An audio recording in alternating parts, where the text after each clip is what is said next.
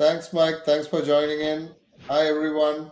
Thanks for joining in our today's episode. We're joined with our guest, someone who has a deep knowledge in manufacturing transformation and has worked with AI before it became a buzzword.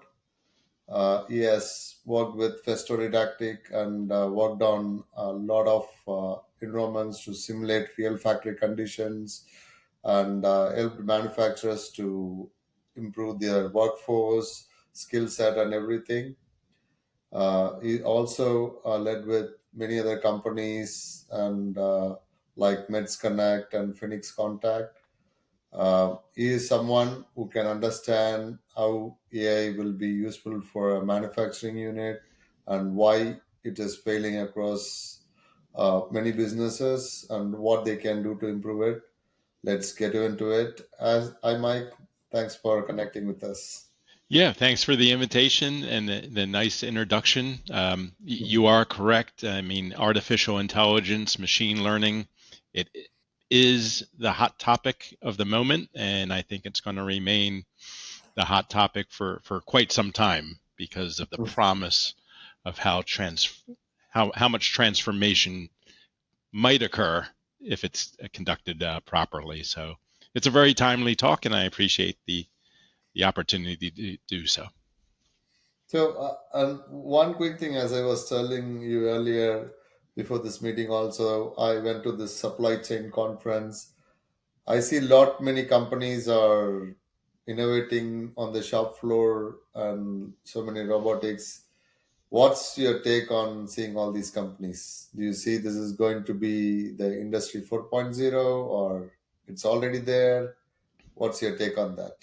Yeah, so Industry 4.0 as a term has been around for a while now, right? At least 10 or 15 years at this point.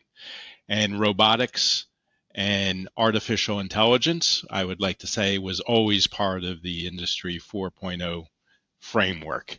I think what we're seeing is that these technologies, both on the physical side with robots and kind of on the mental side, if you will, with AI, will allow the promise of the Industry 4.0 to finally start making an impact. Because for most of those 15 years, people were like, oh, we're in the Industry 4.0 world. It doesn't look that much different than the pre-Industry 4.0 world. Is this all just marketing hype from companies that want to sell different widgets and systems? And for the most part, yeah, maybe there was a kernel of truth in that, but I think people now are the general public, it's got into their awareness because almost everyone that I know has experimented with some of the large language models on a personal basis, and it feels different. This technology feels different to them, and you can imagine a world where things are completely different if this goes on as we think. So so I think it's here to stay. There's a new terminology that I came across maybe 2 or 3 months ago, physical AI. Yeah. So now they're already marrying and putting together robotics and AI or machine learning into a whole separate new category. So pretty exciting, a little bit scary, but also exciting because people that can think through the next steps are going to be able to, have tremendous impact both personally and within their companies. Interesting. So, as you said, many people are aware about this, and there is massive investment happening on manufacturing right now, but many initiatives fail. From your experience, what's really going wrong? Well, I think the topic deserves a bit of nuance to it. So, there's a lot of headlines, in the technical press that will say, 50% or 80% of projects fail, AI, artificial intelligence products fail in manufacturing. And you have to kind of ask yourself, well, two things. One is who's publishing, those headlines and why?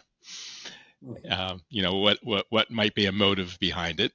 And two, I would like to kind of throw out the argument that there's a lot of AI that's sliding under the radar screen that's being incorporated over the last 10 years into different organizations over time, but are no longer recognized as AI or machine learning, but it's being used very successfully every day. So I kind of push back a little bit on the premise, that most of it fails. In fact, in my book that I wrote a few years ago, The Smart Student's Guide to Smart Manufacturing, I listed all the or some of the instances of AI that's no longer called AI. So we'll call like some a machine that answers the phone a chat box. Okay. It's a chat bot. It's not AI. Okay. Facial recognition is being used every single day. We're not saying it's AI. No, it's just a facial recognition system, right? So as soon as AI becomes successful, it gets renamed into something else, and then it's no longer recognized. So I would say there's a lot of good examples, but it's just hidden, right now. Okay. So do you think like this is a misconception, or even if there is any failures, if you have seen, is there could be a possibility that tech is not grown, or tech has a problem, or is it a people problem?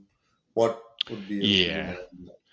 Yeah. So when you look at AI being employed into manufacturing, there's a couple different friction points that are hard for firms to kind of overcome.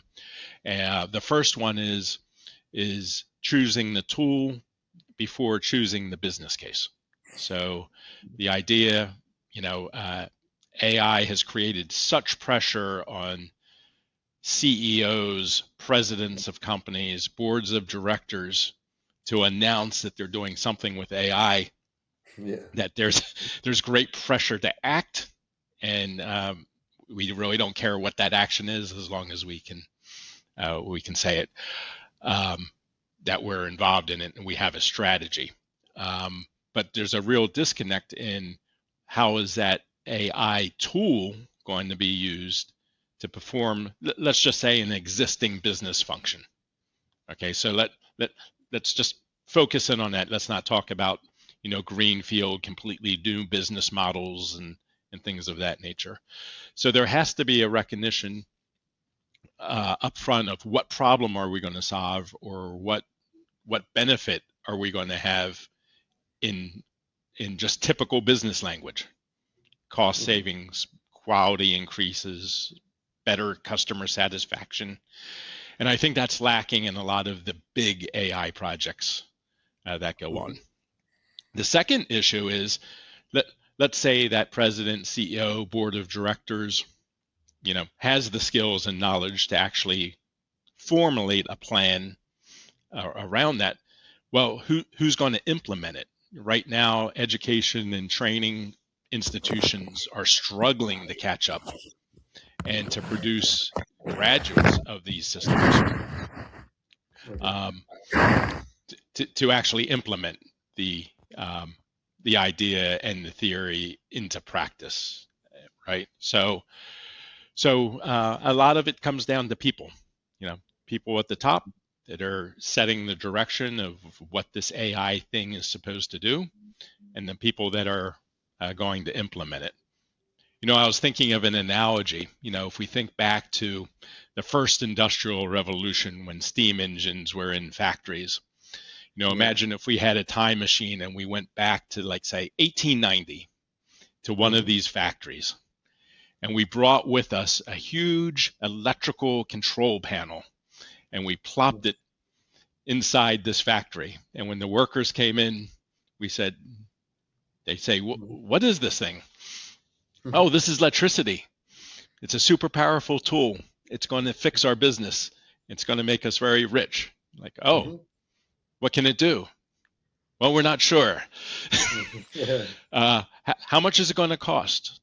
Well, we have this thing called watt hours, and we're going to charge you per watt hour. What's a watt hour? Right? You can imagine the confusion. I think the analogy is that AI is similar. It's being plopped down. It's like, it looks powerful. It is powerful.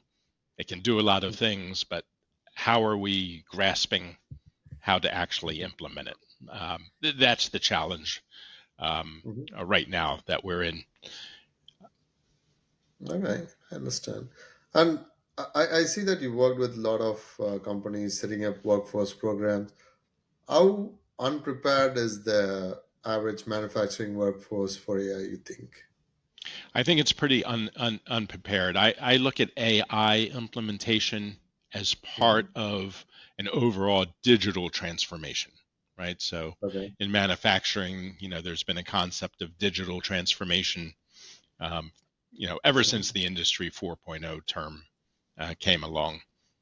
Mm-hmm. AI is a tool towards that at this point. Mm-hmm. And because it is a technology that not many people know of, it certainly was not being addressed in many engineering, Bachelor of Science, Master of Science programs until very recently. That we're unprepared on the people side. We're also unprepared on kind of the underlying data structure of a plant. There's a lot of manufacturing out there that's running Mm-hmm. production equipment as islands of automation without much connectivity still between those islands, and also without much data harmonization between it. So there's different names, different tags that are used to describe the same data, and just trying to throw all that into some sort of AI program and have it make sense of it is probably not going to work, right? Mm-hmm. Um, it's kind of, I come from the industrial controls background where we automated many discrete manufacturing and continuous process automation programs, and until you can really describe it in a manual way, organize all the data, um, Mm-hmm. call it by the same name, it's very hard to automate a system that doesn't have a clear workflow, for example. So Okay. so there's a lot of work that has to be done kind of on that foundational level. Yeah, factories are throwing out terabytes of data every day now. We know that. Every Mm-hmm. sensor, every piece of equipment, every camera. But is it being tagged properly? Can any can a human read it and understand it? And I think that's a huge challenge. Right now we kind of got to get our place in order before we bring in this new powerful tool to help us. I understand. And what do you think, yeah, AI ready workforce actually look like? Will they be ready to accept, or what's your take on that? Like, when will they be ready, or how will they look like? AI ready workforce, in your opinion? Yeah, so on the manufacturing side, the workforce has already been exposed to AI. Mm-hmm. A lot of it has been kind of distilled down and Mm-hmm. incorporated into discrete devices. So, inspection camera manufacturers, for example, have already started embedding AI algorithms into the image feeds Mm-hmm. that they come out. So the AI is being pushed further and further towards the edge, if you will, or into specific pieces of equipment. Um, if if you peel that back, we're not talking about a large language model. We're talking more about machine learning. Okay, Mm-hmm. how can we use this camera either to count objects or determine what the object is that it's looking at, or Mm-hmm. performing a quality control check? There, Mm-hmm. things start to become a little bit more manageable, right? There's a clear Okay. business goal associated with each one of those things, Okay. and there's relatively straightforward tools now that Mm-hmm. can be incorporated without you having to be a PhD in computer science. You could be a technician or an engineer that can implement that. So I think we're going to see a continuation of that, kind of like how every device at some point seemed to have a Wi-Fi connection, both in our personal life and in our professional life. I think we're going to start to see, little nuggets of AI or machine learning kernels inside more and more devices. So, Devices. Okay. so that'll help with the adoption rate of it. But we come back to the same problem. People might not recognize that it's actually an AI that's being done, and it doesn't get credit for being a success. So it's a PR problem. So is there any you with new generation, are people ready to migrate, like work on these kind of manufacturing, or is there any talent shortages you think? Is that Yeah, so we something? definitely have talent shortages. I work with Festo Didactic, which is the world's largest provider of technical education Mm-hmm. equipment and curriculum for Mm-hmm. things like manufacturing, electrical engineering, process engineering. Mm-hmm. We already have several courses and exercises around machine learning and artificial intelligence. So we're incorporating that at the high school level, the community college level, and the university Mm-hmm. level, each with a little bit of a different flavor. So, and I'm sure we're not alone. I'm sure there's other companies that are doing things similar, but Mm-hmm. but we kind of struck out pretty early, about 5 years ago, and started this push, concentrating on the machine learning aspect, because that most closely ties to a business case that someone Mm-hmm. with a associate's or bachelor or master's degree are going to be tasked with at their employer. So, Mm-hmm. so we started with that.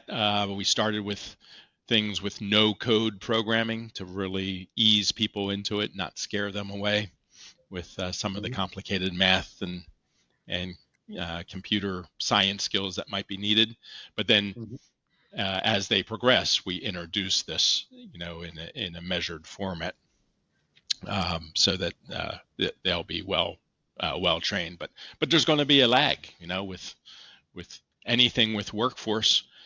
You're Mm-hmm. usually talking a minimum of a 2-year lag between when a program can be installed and you actually have people that have embedded that knowledge into their own professional abilities and can go out and make a difference. So um, it's Yeah. How it, is traction in your opinion with students with these kind of courses available? Are there more sign-ups happening, or there has to be a yeah. little bit push has to happen? Yeah, I mean, in manufacturing for a very long time, at least Mm-hmm. in the United States, it's had a bad reputation of being dirty, dangerous, and dull, right? Mm-hmm. And that bad reputation has kind of stuck, for a long time. When people learn that things like, a machine learning algorithm can be incorporated, and this is the type of work that's going to be involved, and by the way, those robots are going to be doing the physical work. It opens up a whole lot of doors and eyes to the opportunities for careers in the manufacturing segment, which is just in time because, as a country, we have now decided that, reshoring manufacturing is part of a national initiative, both for cost and for livelihood, but also for national security. So when that happens, it means we're going to need a lot more people that Mm-hmm. have these skills and to enter into the field than we currently have. So my work is cut out for me, is what I'm Yeah, saying. I see. So the other question when it comes to like on ROI and business value. So what do you think like manufacturers misunderstand about an ROI when investing in AI? Is that, hey, I'm going to save these many people, that should be my ROI. I'm going to pay to these tools, and next month I'm going to cut these many people. What is the misunderstanding manufacturers have today? Yeah, so I think it comes back to where the ROI is not clearly defined prior to a project's start. So if you don't know where you're going, how do you know if you're lost, right? Um, Mhm. uh, That's right. um, Tying it back to the business proposition and having a very clear goal, in mind, and it can be a modest goal. It doesn't have to be, something, that's out of reach. It can be a 5 or 10% reduction in waste or time or something of that nature, uh, which would be a very nice win, and you should also be able to measure it. So the problem is that on the plant floor, there's not that many systems out there right now that can tabulate those metrics so that you know that you've met the goal. They're starting, you know, there's platforms out there that can take tens of thousands of sensor data and calculate a true OEE, overall equipment effectiveness, or attack Mhm. time, for a production run, and bring that up onto a scoreboard. But you have to, you kind of have to have all those concepts in place, you know, um, so, so that you can have a measurement, you know, during and at the end of the project. Mhm. So, in general, what KPIs they should look at, like, to start with? Is there anything you can recommend, or it depends on the use case? Yeah, so it depends a little bit on the use case. So there's a lot of work on quality control. Quality Hmm. control has always been a little bit tricky, for the last inspection, especially if it's something like in semiconductor or electronic circuit boards or something where you know people are looking through microscopes to determine solder joints are okay, or you know um, nothing's wrong with the wafer. Hmm. Um, so that's one instance. Um, Another one that manufacturers have always been very interested in, but until recently, there hasn't been a lot of great tools. Is predictive maintenance. So Predictive. looking not at the quality of your product, but looking at the health of the equipment in your plant Hmm. and trying to eliminate unplanned downtime as Hmm. much as possible, and avoid the cost of routine maintenance that is just done on a time interval, um, because that preventative maintenance schedule does keep machines up and running, but it's Hmm. also very, very expensive when you look at it, right? You're overpaying to keep it running. Okay. So predictive maintenance could be a great use study for it. Hmm. So a sister company, Festo Automation, that I work for, does have a software platform called Festo AX.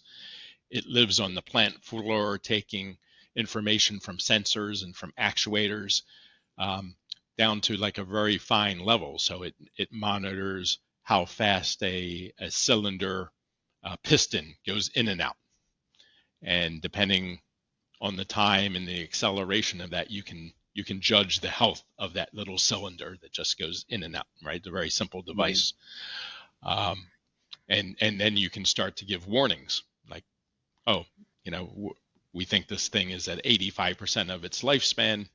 In the Hmm. next 2 weeks, it should be swapped out, for a different one or some sort of service. Um, so that's like an AI system that most people in the general public would never think of, right? Yeah, Uh, yeah, preventive maintenance. monitoring something that's extended or retracted,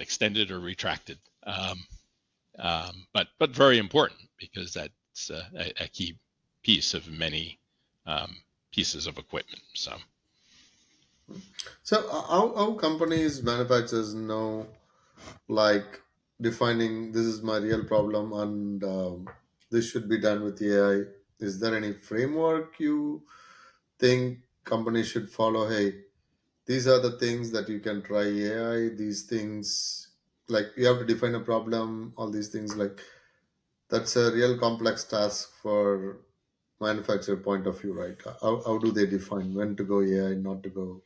Yeah, that's a good question. I don't know. I haven't come across a framework, but maybe one of our listeners in the audience, can chime in, with one.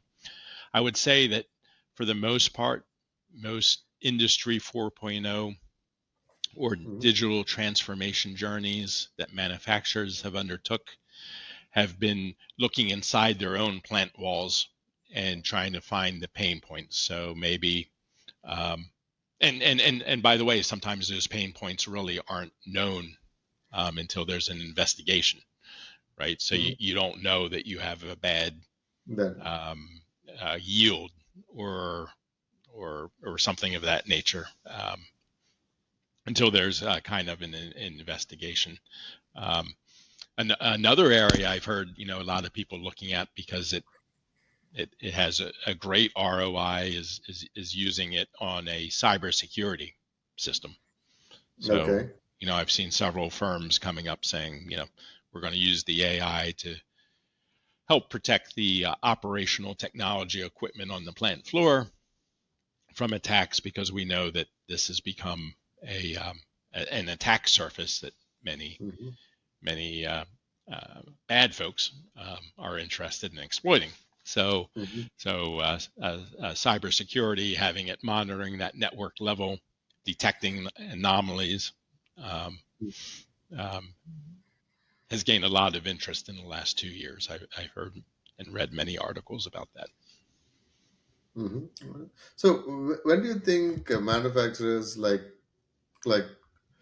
allow vendors to do this kind of analysis or audit to identify the pain points, or it should be part of internal strategy? Um, what's your take on that for these AI Yeah, initiatives? yeah. I think a lot of places would benefit from kind of an external audit. Hmm. Because sometimes you know you can have the group of the smartest, most capable people in the world, but they've been working in this facility, this plant, this area for so long that they see over things, right? Hmm. It's kind of like when you write an article or try to publish something you've written, you've edited it 8 times yourself, and then you give it to someone else and they read it and they're like, oh, you're missing you're missing a comma here, and this word's been misspelled. Um, Hmm. it's kind of like that. So you can do an external audit. You can get people that have seen other facilities in your industries and outside your industry, and be like, oh, do you know that there's a lot of scrap here, or this machine being idle for this amount of time isn't ideal, and Ideal. it just clicks. It's like, oh, I wasn't even thinking that. I know people that do just pneumatic air audits, right? So compressed air inside a facility is the most expensive utility that a company runs because you need to have a compressor that's fed by electricity. That compressor needs maintenance to keep it up and running, and then you Hmm. might have miles of metal pipe and plastic tubing that's all connected somehow to this compressor.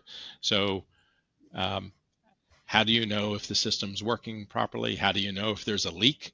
There's devices, and my own company makes devices that can detect pressure drops and leaks, and make an alarm and fix it, and that has a nice ROI because you're already talking about something that's super expensive. So I would say companies should be open-minded and invite in vendors that have maybe an expertise in this area, and sometimes they can really open your eyes because they've seen 100 different instances of this, and you have only seen one. So Okay. Yeah. So is that would be an easier step, you think, because you are opening up the gates for everything, allowing many vendors to come. So is there a way to filter out these companies or vendors? Hey, who would be the right vendor for me? What kind of things that I can expect from them? Something. Yeah, you have to do your due diligence for sure. Make Mm-hmm. sure have someone that has a track record and reputable, and you know, Mm-hmm. um, most research is done online now. So if Yeah. companies don't have a lot of customer facing documents, a lot of outbound marketing type of materials, readily available, you know, they Mm-hmm. should know that you're not going to get a call. Everyone does the research prior to calling now, not afterwards, right? Yeah. That's something the internet changed, pretty Mm-hmm. pretty drastically. So, we can kind of look at AI as what happened to businesses when, you know, URLs and emails became available. That was only 25 years Mm-hmm. ago, Mm-hmm. right? Yeah. Companies were forced, like, oh, we're just not going to make this, you know, all of a sudden we're just not going to make this huge catalog and bring it to the Everything Hanover to Trade digital. Show and have 2,000 pounds of these and pass them out to people all week long. We have to have it readily available for 24/7. That Mm-hmm. information on this thing called the internet, right? And there was Mm-hmm. some companies that jumped on it quick, and other ones that kind of resisted it, right? So Mm-hmm. I don't think I don't think we can stand by and just watch.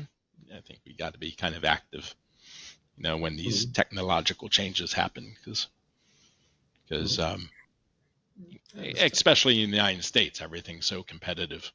Um, People Yeah. are going to jump out there and and try to get your business if you don't. So And what are some kind of big mistakes leadership teams do with this AI adoption, in your opinion? yeah, so you kind of got to get buy-in, from the organization.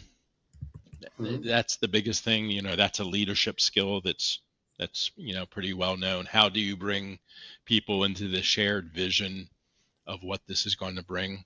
The very first thing, you have to address the elephant in the room, because there's a lot of fear about automation, both robotics and with artificial intelligence.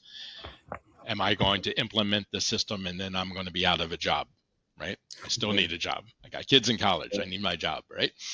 Yeah. Um, so you got to provide that emotional and psychological safety first. It's kind of like Maslow's hierarchy of needs that famous psychologist came up with. At the very bottom of the pyramid, if I remember correctly, I think it was safety. Nothing else is going to happen unless you feel safe and secure Mm-hmm. in your job. And then you got to make sure how it's going to impact. If it's going to change a job role, which it inevitably will, um, you have to have upskilling and reskilling programs in place to provide that psychological safety to the people on the plant floor that need to get this up and running. So I think people rush into the technology too fast without making an equal investment in the organizational changes and Mm-hmm. organizational Right. structure, right? So in some of my posts, I'll say, look, if you're implementing $1 million technological system, let's say AI, you pick it, let's say artificial intelligence, because that's what we're talking about today. You probably should have about $1 million also set aside for workforce development and your organizational structure. By the time you bring in the consultants and the training and the implementation and the reskilling, probably as a rule of thumb, you probably should have about an equal amount of money, for for that. If you just buy the widgets and the cool shiny stuff and you don't invest on that human side, I think that's part of where people say that there's going to be failure. I understand. So the other thing is like the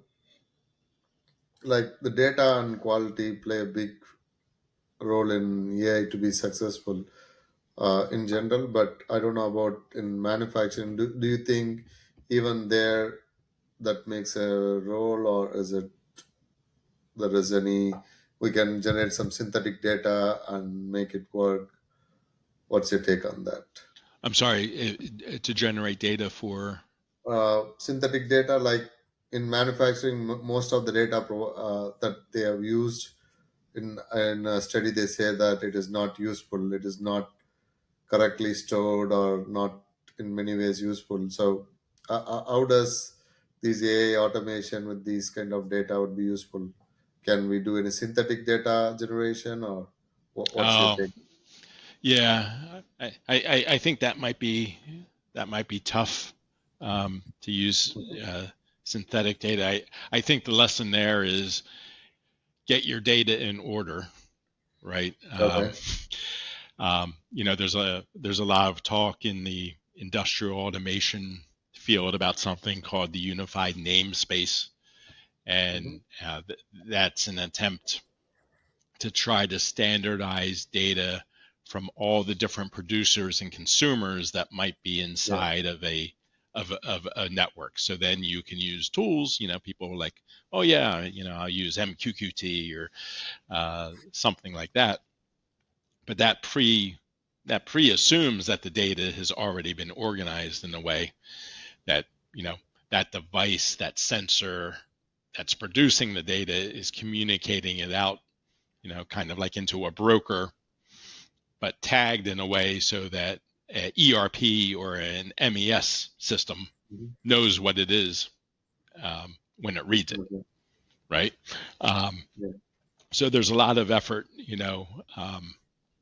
in the standardization of this UNS, unified namespace, towards Mhm. that end, and that's kind of the ultimate way of organizing the data, because the data is set up in such a way that it almost self-explains itself when it appears, right? So which plant in which city on which piece of equipment and which sensor that data has come from. Um, Okay. it's kind of inherent to its structure.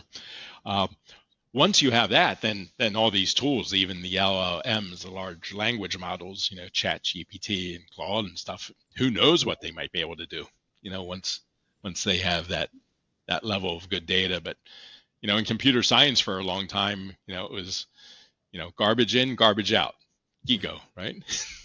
Yeah. And I don't think AI, erases that concept completely. Mhm. Maybe in 5 years it will, but as of right now, the more organized you are, the better, typically. Yes. And in manufacturing, if you look around, there are a lot of data being systems that are very complex systems. How do you think the integrations and many places you also see there is a challenge of internet not being available. So how big is the challenge of integrating AI with all these complex system, legacy systems? Yeah, What's yeah. So it is a challenge. For a lot of it, it's going to be an overlay on top of existing systems that have been there for 30, 20 or 30 years, 10 or yeah. 20 or 30 years, for sure. Hmm. Um, some companies and industries are going to have to be really careful. So, in the regulated industries, there's a whole new level of scrutiny that has to be applied. So you think aerospace, that has a lot of quality control regulatory requirements, just not customer requirements, but regulatory requirements. And you think about food and drugs and pharmaceuticals, um, that have, um, you know, you know, um, good manufacturing practices indoctrinated into their approval to do business. So I just read, actually it was this morning, I just read that this month in April, the FDA issued its first warning to a pharmaceutical company that it was misusing AI in its production runs, right? So the people used AI to perform some sort of manufacturing operation, but it did not warn the folks that were using it that it was going to affect the regulatory compliance and that they would have to appeal it. And they used as an excuse that the AI didn't tell them. And the FDA said that's no excuse. So,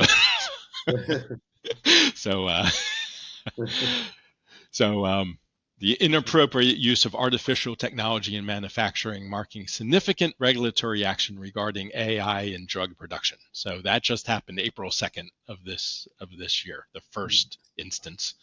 And you got to be super careful with that in the regulated industries. So that's the other thing is about the workers. Like, do the frontline workers see this as a threat in any way?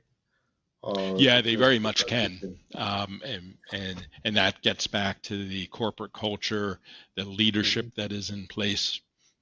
And let's be frank. Some companies are a lot better than others. Some will be like, well, we're going to lay off 1,000 people, and we're going to hire 700 new people that have different skill sets. That's one approach. If you want to keep the people and you want to keep minimal disruption, to your organization, then you create that psychological safety, you create that corporate culture, and you develop the idea that we're all in this together and we're going to use this tool, much like the people in 1890 had to figure out how to use electricity to, herald in the second industrial revolution. We're going to do the same here with the fourth. And, you're going to be part of it, at least for the time being, right? So, but you have to recognize that, that is the elephant in the room. People are afraid of it, and they have reason to be afraid of it. And it's not it's not a crazy thought to be afraid of it. So if you accept that, bring that into your management team, your leadership team, and address it, then you'll be ahead of most probably. Yeah, I know there is a famous thing like hide inside the sand so that the problem goes away. There is a cover your face inside the sand. There's a bird. So the problem is going to be there. You have to face it rather than hiding from it. We just gotta, you gotta just face it, and and hopefully people see it as an opportunity, right? Yes, that's definitely an opportunity. I mean, in years past, I would do workshops for educators and talk about manufacturing and Industry 4.0. And one of my favorite slides is I would put up a system where we would start throwing up all the names of careers and jobs that used to exist in the past that no longer apply or no longer, right? And about 25% of them, you read the name and you have no idea what that job was, right?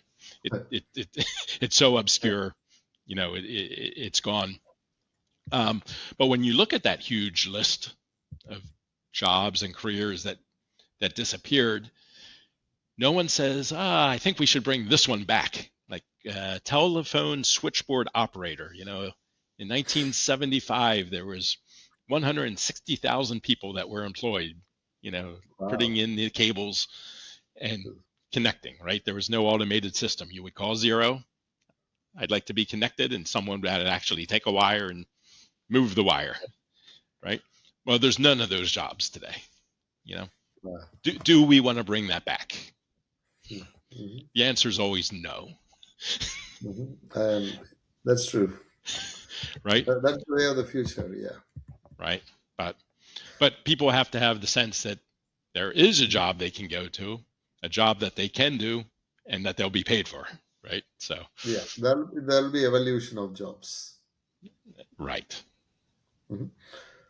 So the other thing is like if a manufacturer, a mid-sized company, they are thinking about doing this AI, they should start with a pilot environment or learning factories before they go for the full-scale deployment, or do they try at least on big scale they have to implement AI? What's your take? Should they run pilots programs?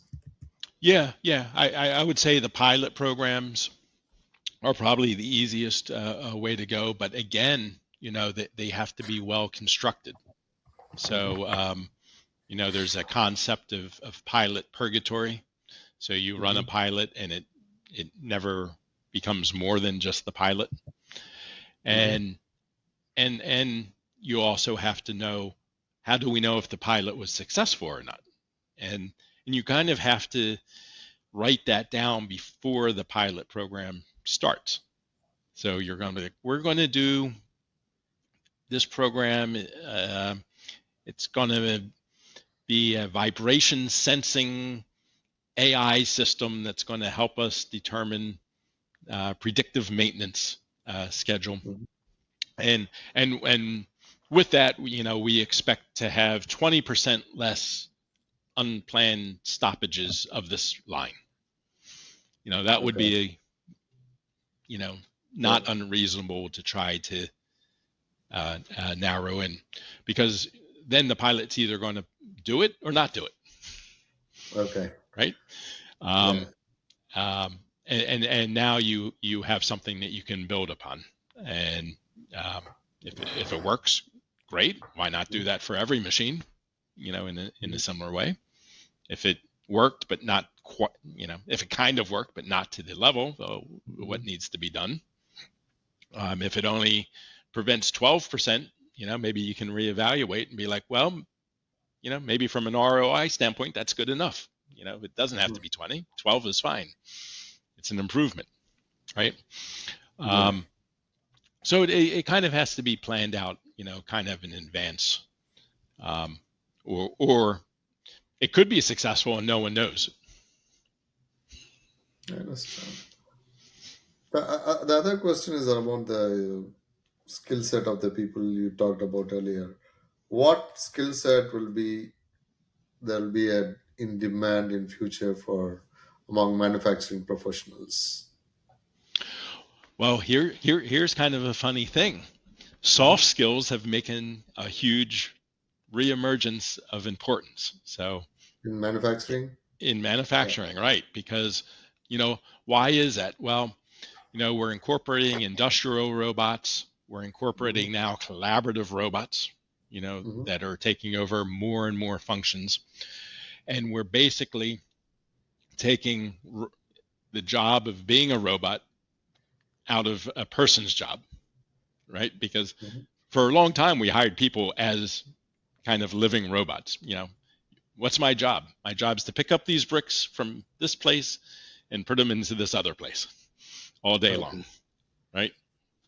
Um, there's a lot of other jobs that weren't physical like that, where it had kind of the same mental load. So we're going to take these purchase orders that come in from our customers that are written down, and then we're going to retype them into our order entry system and Yeah. do it, right? So in a way, we were treating people as robots because there was no technology that was able to do it. And a person is the most versatile tool that the universe has ever created, right?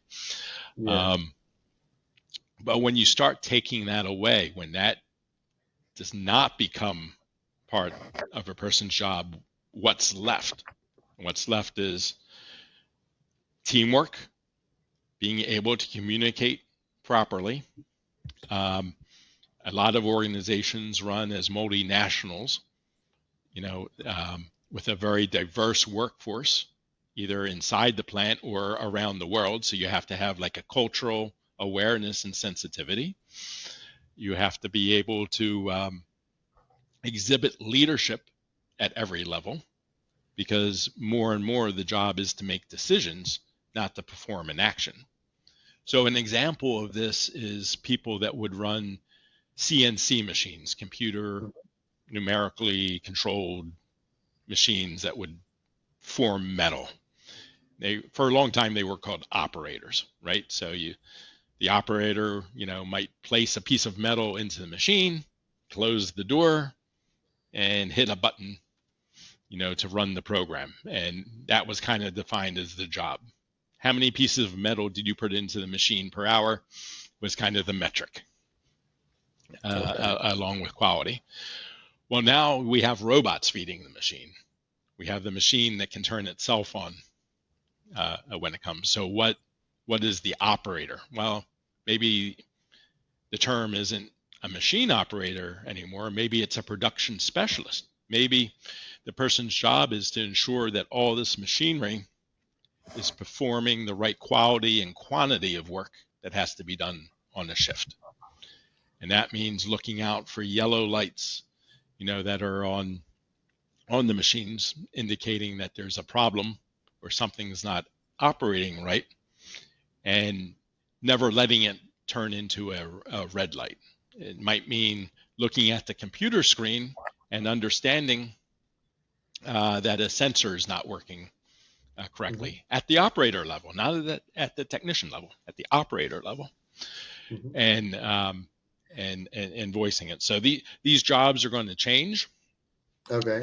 But it requires kind of the next level up in thinking, which fortunately most people can do. It's just it was never required of them in the past.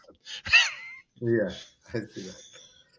So, yeah, I think we are close to our completion also. Like, I have a few questions around, like, what is the, like, where do manufacturers invest now that is in AI that is really not required? Where are those many failures happening, in your opinion? Where Where should are they the not, AI failures happening? yeah, where should they not invest, in your opinion, if they are starting Oh, to think? that would be a little presumptuous for me to give advice on that. I would say don't invest if you don't know what the outcome should be or Mhm, could be. mhm, There's no point in it, because even if it is successful, you're not going to realize that it is, right? Unless you have those metrics in place.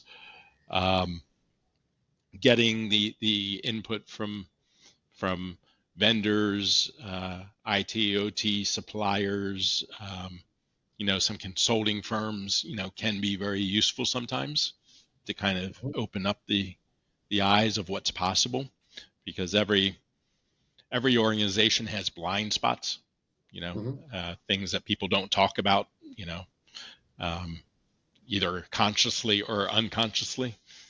It's just mhm, that, and someone can come in and illustrate, where you should, put your efforts.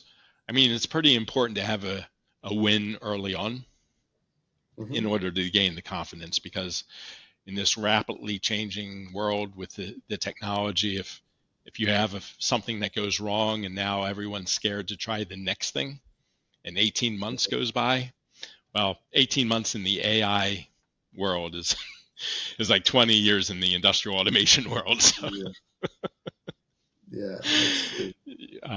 you don't want to miss out. So you have to have a balance of pushing the envelope and being willing to experiment, but also tying it back to something that's tangible and can be Mhm. measured. Good. And one final prediction from you, like, where do you think manufacturing will be in next 2 to 3 years? Will there be a lot of automations, or 50% would be automated? Where do you see? I think it'll look pretty much the way it does today, and I Okay. think what you'll find is you know Slow we adoption. used to say islands of automation. I think we're going to see islands of artificial intelligence. So Hmm. maybe there'll be a huge success in being able to process those purchase orders that come in from different customers and get them into the ERP system and then into the MES system to actually produce, and maybe that'll be a huge success, or maybe it'll be more on the plant floor. Maybe people find predictive maintenance that actually came true. We've been talking about it for 20 years, but it's been really hard to implement, and maybe these tools and platforms will allow manufacturers to finally reach that goal. So we'll have to see. It's going to be interesting no matter what happens, that's for sure. Wow, interesting. All right. Thanks, Mike. Thanks for your time, and hope our session is useful for everyone. And Yep, thanks for the invite. Thank you. And we'll be happy to connect with you for another discussion on a different topic. All right. Take care, everyone. Thanks for listening in. Thank you. All right. Bye-bye. See you. Bye.